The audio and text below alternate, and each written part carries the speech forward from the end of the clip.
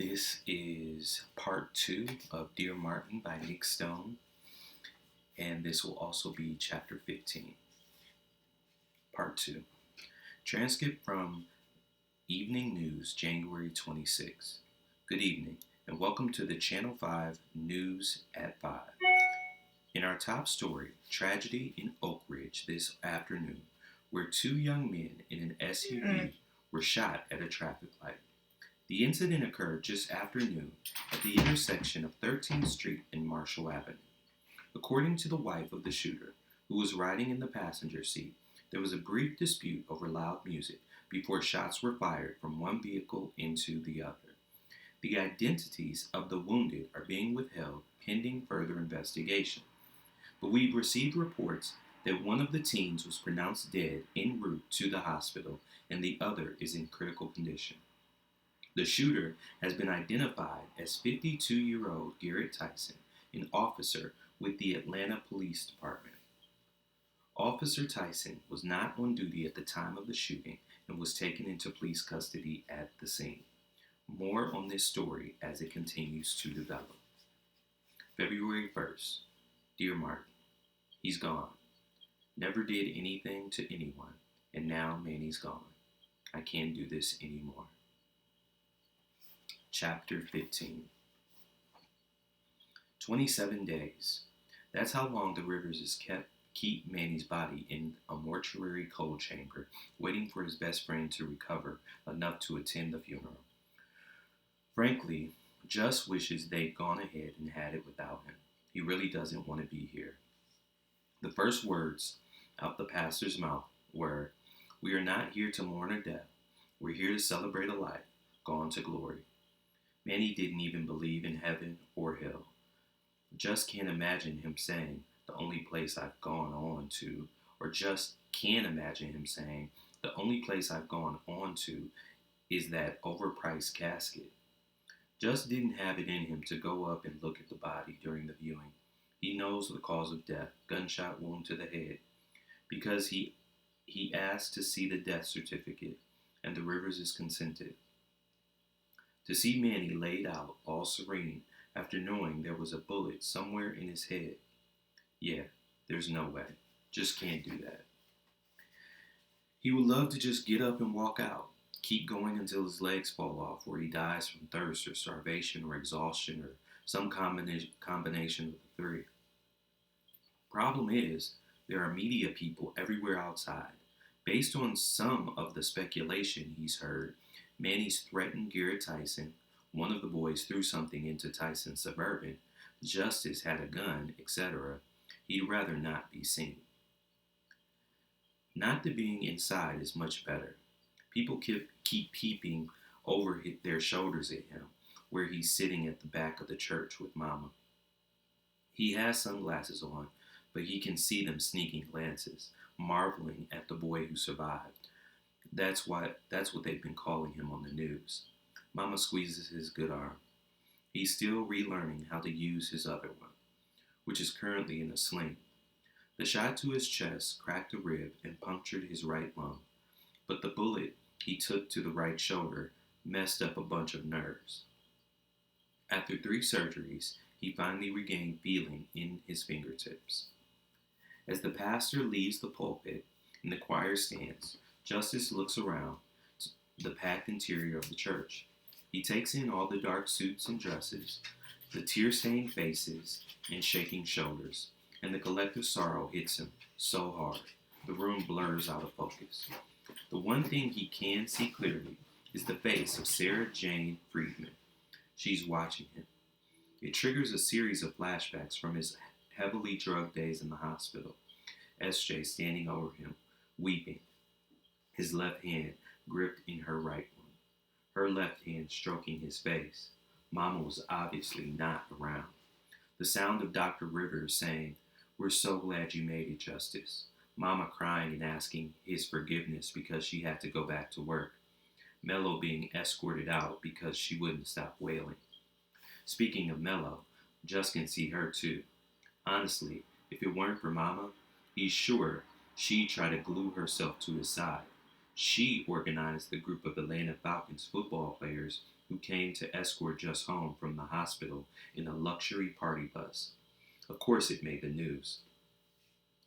As Mr. Rivers approaches the pulpit to deliver the eulogy, he asks Just if he wanted to do it, but there was no way in hell. Just sees Jared and the bros.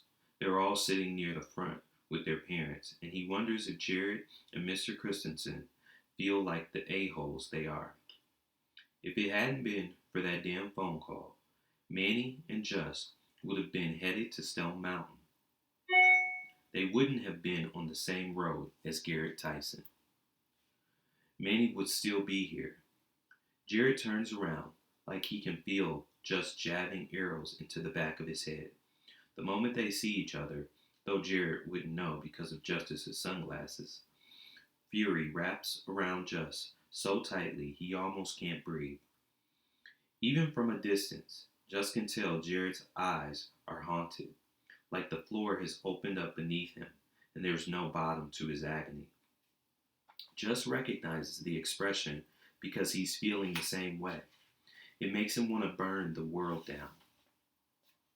Once the service is over, Just walks with Mama to the bathroom before they head to the burial site. He doesn't want to go. As soon as she steps in, who steps out but Sarah Jane Friedman?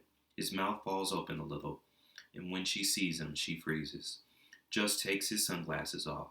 She's in a navy pantsuit, no makeup, dark hair pulled back into a bun. Her eyes, which are red from crying, rove over his face. And he's so relieved to see something other than pity burning in them. He almost reaches out to hug her with his good arm. It's quite the predicament, wanting to touch and hug and kiss a white girl after a white man shot him and killed his best friend. "Hey," he says, her eyes filled with tears. "Hey, you okay?" "Pretty sure that's what I should be asking you, Just." He looks away, shrugs. Moments pass that feel like hours, days, years, centuries. She sighs. "So, I know we haven't talked much, but I miss you, eh?" Her head snaps up. "I mean it," Just says. And why shouldn't he tell her? He's already lost his other best friend. SJ opens her mouth to speak. The ladies' room door opens. "You ready, Just?" Mama sees SJ.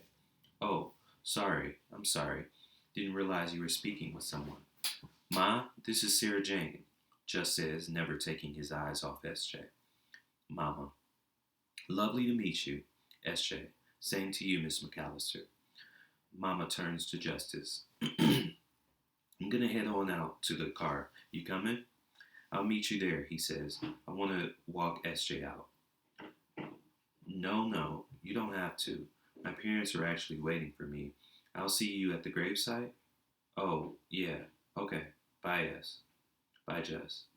As SJ disappears around the corner, Mama's expression shifts to a frown. "Sarah Jane, huh? You know her from school or something?" "She's my debate partner, Ma. I've mentioned her plenty of times." I saw how she was looking at you. More on that girl's mind than debate." "Can we not start with this at my best friend's funeral, please?" "I'm not starting with anything, Justice. Just saying, watch yourself with that one. That's all." "That one." "She's a good friend, Ma, and you do well to keep it that way." Just wants to argue. He wants to tell Mama all the ways SJ made him believe he was big while everyone else wanted to keep him small. He wants to call Mama on her prejudice, tell her in his mind she's just as bad as the guy who shot him and Manny. But he doesn't get a chance to. The second he and Mama step out of the church, they get mobbed by reporters.